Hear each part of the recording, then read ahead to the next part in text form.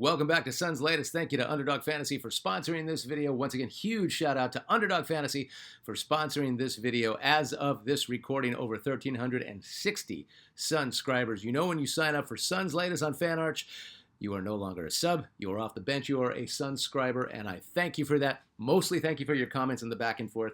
Every time you comment, it sets me off on a new direction to find something else to talk about besides the mundane crap that everybody else talks about when it comes to their favorite team. So I thank you for that. I don't even care if you sign up. All I want is the back and forth. I appreciate that. I am Rich Rubin. Let's go with this thing. Our quote for the day: Raja will play. God heals warriors faster than mere mortals. Dan D'Antoni, Suns assistant coach, older brother of head coach Mike D'Antoni, before Game 4 of the WCF against the Mavs in 05-06. So I got that from this incredible book, 7 Seconds or Less. People forget Mike D'Antoni's older brother, Dan D'Antoni, was one of the assistant coaches.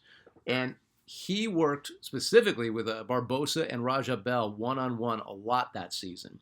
So with the Suns down 2-1 and Raja with a partial calf tear and the Suns desperately needing his toughness during the playoffs, he played, we won, and tied the series. It was the high point of the season. And side note, when I was bringing up the Hustler edition, brought up by Novetsev, one of our Suns subscribers, everybody lost their mind regarding Raja Bell, and it was kind of cool, and I had forgotten the impact that he had made when he played with the Suns. He was Steve Nash's best friend. He was a knockdown three-point shooter. He clotheslined Kobe Bryant, and he was absolutely the grittiness and toughness that we needed at the time. Every team should have had a Raja Bell, and I was sick when we got rid of him. It wasn't the right move, but man, Raja Bell, people got him in their heart to this day, and that's pretty dang cool. All right, so tonight, your 21-15 Phoenix Suns are at the 15-20 Memphis Grizzlies at 5 p.m. We lost to the Grizzlies at home on October 29th, and that one stung. I think that could have been our turning point. It took a few more games, but it's time to even things out. Bouye is a game-time decision. He should be back tonight after being in concussion protocol. We missed him during the Houston game. Jalen Green still out, projected back to be January 17th. We missed him during the Houston game, and even though he played, he was rusty, and we missed Grayson Allen's three-point shooting during the Houston game. He's going to get back in tonight, and he's going to find his stroke sooner than later. Injuries to the Grizzlies, they got a lot, including Cedric Coward, who's been filling in nicely for Ja Morant, and Ja Morant is also out. So again, their two main guns, besides Jaren Jackson Jr., who can be very sketchy offensively. This is a team more banged up than us. We get vengeance tonight. This is one of those teams that we should beat. Also, the next game after that, just to put a pin in it, for you is Mikal Bridges and the Knicks are in town Friday at 7 p.m. Alrighty, let's get to your comments. Not enough credit. This is from Anonymous Rex. Not enough credit goes to Suns owner Matt Ishbia. How lucky are we to have an owner that A, isn't afraid to spend money to get players, and B, has the presence of mind to realize he was wrong and change the way he runs things. Well, he had to change the way he runs things. He ran out of money. But it's a very good point. I am glad we don't have KD or Beal. I'm glad we have this gritty team with us now. Relax Resell. I am one of the many that can't afford cable pay channels. Join the club, man. Ishbia brought back the Suns to local TV for all, and KD had some not nice things to say after the game at the press conference that made a lot of people mad, and Party had hard feelings for being the scapegoat for the last two Suns seasons. Maybe just last year. His first year with us was fine, sort of feeling it out.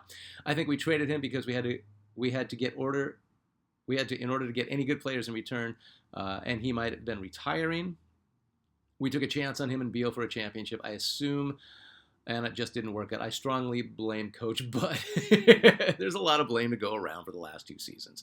Ishbia went crazy. We didn't need Beal. We should have just kept Chris Paul in a mentor capacity.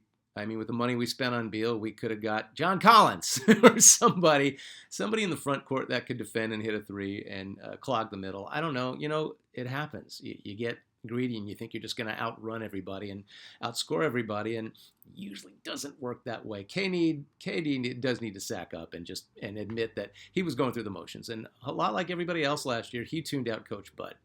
I can understand him feeling good about it. Yeah, the Suns made it clear they didn't want Kevin Durant on their team anymore and tried to trade him around the trade deadline last year, but KD vetoed the trade to Golden State, and we all know exactly why. But KD didn't bend. KD plays his game. You have to adapt around him. That's his only weakness as far as I know. When he decides to, he's an amazing defender as well. But Kevin Durant is going to Kevin Durant, and if you don't acquiesce, your team is going to suffer. Booker deferred. Everybody deferred so KD could play his game last year. He had an incredible scoring average, but it didn't translate to wins. And that is my biggest gripe about Kevin Durant. It's like, it's not working. Do something else. Nope, I'm just going to keep shooting. Fine. There you go. AJ786, get Royce off this team. Anonymous Rex responds, why? Anonymous Rex, AJ responds to Anonymous Rex, why? He's not locked in. I say he's coming off his best game against Houston. Probably his best and most complete game of the year. He's all we got at power forward right now. Who are you going to replace him with? Rasheer Fleming? He's not ready. Nigel Hayes-Davis is not the answer this year. Who else we got? Who else do you want to replace him with? I'm waiting. Who are we going to trade him for? I'm waiting. Tell me. I have no idea. Right now, Royce is as good as we got at power forward. All righty. So that's what I got for you regarding Royce O'Neal. I still like Royce O'Neal. I still think he's better than any alternative that no one can seem to come up with. We really are lacking at power forward. At minimum, we could use another guy just to back him up. Fast breaks, buzzer beaters, and block parties are back, and Underdog is the best place to get in on all the action. Playing on Underdog is really easy. Just pick whether your favorite players will go higher or lower on stats like points, rebounds, steals, or more. Get your picks right, and you could win up to 5,000 times your cash. This week on Underdog, I'm looking at and selecting the Magic's Paolo Banchero for higher than 26 points and the Mavs' sensational rookie Cooper Flag for lower than 30. Download the app today. Use promo code BASKETBALLFAN to score $75 in bonus entries when you play your first $5. That's promo code BASKETBALL. Underdog. Make picks. Win money. And that's what it really is all about, don't you think? All right, let's get to some NBA news. So this came down the pike the other day, and I mentioned it in the offseason, and I don't think I've talked about it since, but Trey Young and the Hawks, Trey Young, the face of their franchise, God, you know what? He was in the Luka and DeAndre Ayton draft since 2018. Trey Young is associated with the Hawks more than any other player, but they've agreed to look for a trade. Hawks are high on forward Jalen Johnson. They feel it's time to move on. A four-time All-Star. Trey is a good scorer. He led the league in assists last year. He's a true point guard. He's a true scoring point guard. Career averages of 25 and just about 10 assists. Those are pretty good career averages. They're as high as any point guard ever. 25 and 10. He'd be an asset for the right team. He is a horrible defender. And if his shot is off, he's a huge minus when he's on the floor. So you got to think of a team that might have a shooting guard that plays really good defense. Like, he'd probably be really good on Minnesota. I hate to admit it. He would not fit with us. Would he fit with us? We don't need him. I'd take him as a six-man, but he's not a six-man mentality type player. He's got leg injuries. He's only played in 10 games this season. The knock on Trey Young coming out of college was he's too small, and he's not going to be able to stand up to the rigors of the NBA, and he's in his 8th season, and he's injured. He's injured. A lot of guys are in their 8th season are injured. A lot of guys are in their 3rd season and are injured. I think we just microscope Trey Young because of his slight build. You know, he's what, 6'2", 164? He might be feeling the effects of that at this point. And if and when the injuries become a chronic thing with him, he's really not worth paying the money that he makes. And I understand where he's at, and I understand where the Hawks are at. He needs one more big payday. I totally get it. He's also been a really, really exciting and good player, and he can launch from the parking lot. So there's always a lot of knocks on Trey Young, but that guy's been an all-star half his career. So not a lot of disrespect to Trey Young. We are ranked 9th. This has nothing to do with Trey Young. We're moving on. We are ranked 9th defensive. We are the defensive. Let me try this again. We are ranked 9th in defense in the NBA. We are a top 10 defensive team in the NBA, but we're 23rd in rebounding and 24th in blocks. When we get blown out on rebounding, it's by like 15 to 20, and we make it so hard on ourselves to win games like this, and we like that when we get out rebounded so bad, and we never really found the balance. I can't remember the time that we were the best rebounding team or like a top 10 rebounding team. I'm sure it's happened, but we can get 100% out of it by moving Nick Richards. Regarding the luxury tax, we can get, he's not playing, and I believe we will. So that's probably issue number one. Let's get out of the luxury tax. Let's drop Nick Richards and his $5 million. Have you heard of a guy named Chris Boucher? I think I'm saying it right. He's a Celtic forward. He's 6'8", 200 pounds, 32 in his 8th season. This guy, I think, went to college for 4 years. That's why he's a little bit older than the other 8-year guys. His contract could work. Boston could be convinced to pay his leftover salary because of their tax issues. I'm not saying he's going to solve anything. I'm saying we get rid of this luxury tax. We bring in a body who can block a shot. 48% field goals for his career. Not a scorer. We don't need a scorer. Rim protector, and he can block shots. I'm curious what you think. Do some research on Boucher or Bowker. I think it's Boucher. He's just one of those guys that's been steady his whole career, and he's just a body. And if we play him, then it's better than having somebody like Nick Richards sucking up $5 million and riding the bench. All righty, so let's get to the Suns trivia question from the other day. It was kind of impossible, but I had to do it. By the way, there's hints all over the place right now. This one, okay, so in 1974, Suns drafted 4 guys who would all go on to play in the NBA. They were John Shoemate, Earl Williams, and Freddie Saunders. They all, by the way, played for the Suns. Who was the 4th guy we drafted who never played for the Suns? And as much as I like John Shoemate, it would have been cool if this guy had played for the Suns, and none of those guys had in that draft. He was already playing in the ABA when he was drafted by the Suns. Eventually, he would play in the NBA, but never for the Suns. He was also on a teammate of Julius Erving, Dr. J, during his first 2 years in the ABA.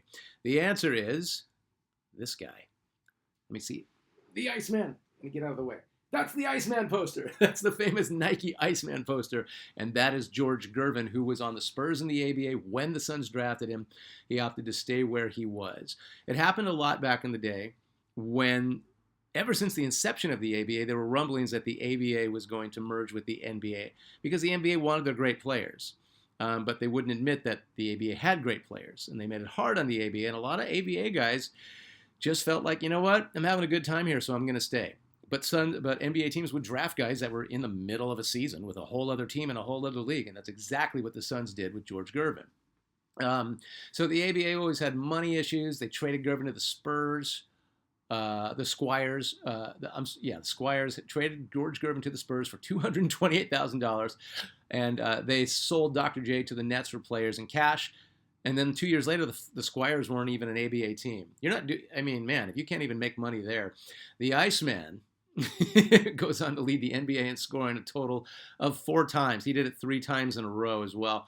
9-time All-Star, All-Star Game MVP in 1980, 5-time All-NBA first team, 2-time All-NBA second team, 3-time ABA All-Star, 2-time All-ABA second team, ABA All-Time team, a top 10 all-time shooting guard. There is no arguments about that. There may not be a more pure scoring shooting guard than George Gervin. Terrible defensive player, unstoppable on offense. And he was that one dude where he was such a quiet player, and he wasn't flashy. But, you look up and it'd be the third quarter, and the guy had 30 points, and you were like, wait a minute, I don't even remember him doing that. I saw Iceman play live a bunch of times, and every time it was like, where is he getting these points? You just didn't notice him until you looked at the box score. On both the 50 and 75 greatest players ever teams, Gervin played his last season in the NBA in 85-86 with the Chicago Bulls, and every now and then he'd share the backcourt with Michael Jordan. George the Iceman Gervin. That's why I had to find a reason to put up that poster, because it's just sitting in a box, and I'm like, that's like the best nickname poster of all time. So George Gervin was actually drafted by our Phoenix Suns and opted not to play in the desert. All right, Wednesday trivia question. And okay, here's the question. So this one, hardcores are definitely going to get this one. In the 70s, so you got a 10-year window to guess, the combined scoring average of 49.4 points per game by these two Suns All-Stars was the NBA's highest scoring duo for the entire season. And it broke a franchise record of 45.9, a mark set by Connie Hawkins and Dick Van Arsdale during the 69-70 season. Who were the two Suns players that did this? They combined for 49.4 points per game. They were both All-Stars, and that's all the hints you get. You should know the answer to this if you've been following the Suns since you were a fetus. Alrighty, I appreciate you watching Suns Latest. I have been Rich Rubin. Remember, when you sign up for Suns Latest on FanArt, you are no longer a sub, you are a Sunscriber, and we are closing in on 1,500 Sunscribers. I thank you for your comments. Suns at Memphis tonight. Go Suns!